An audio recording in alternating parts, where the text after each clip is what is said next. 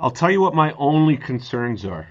My Okay. only concerns, and I'm fortunate that I have, a management team and a group of people at the studio, and a great agent and great label. Like, so there's uh, there's a lot of real practical needs for things to be at least viable on an economic scale.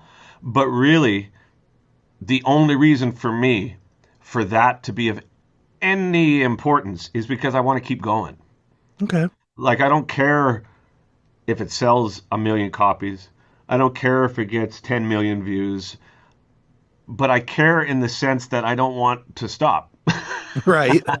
And I got a family and I've got a staff, and so there are practical needs for these things to go. But I've got some friends that are colleagues of mine that are involved with similar genre, and they're looking for things to come out of that, whether or not it's material items for their life, or they're interested in money, or they're interested in the validation that comes from fame.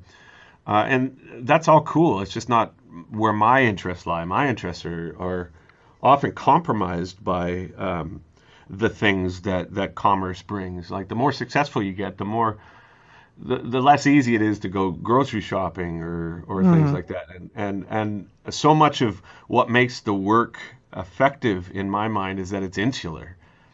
I'm in my own head when I'm writing.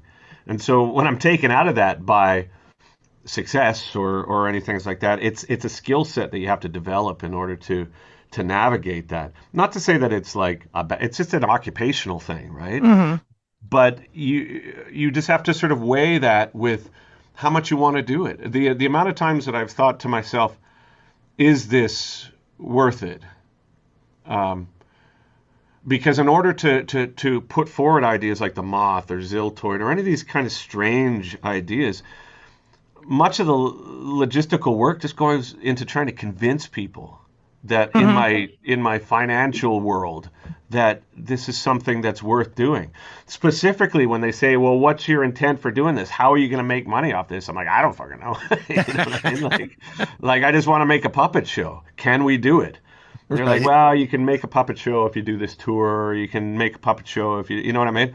And so I'll spend like $50,000 on a Ziltoid thing, which is insane, and Right. then make zero back from it, like zero. Right. So you have to kind of just.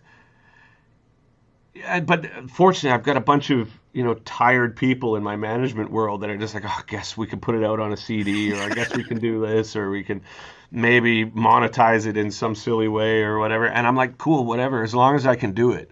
And Right. then and much to my surprise, that's been going on for 35 years now. Those poor people, man. That's funny. For real though, I mean, as long as I can do it, and the wife and kids and parents or whatever are like not suffering, um, then yeah, that's my impetus to do it, man. Like that's it.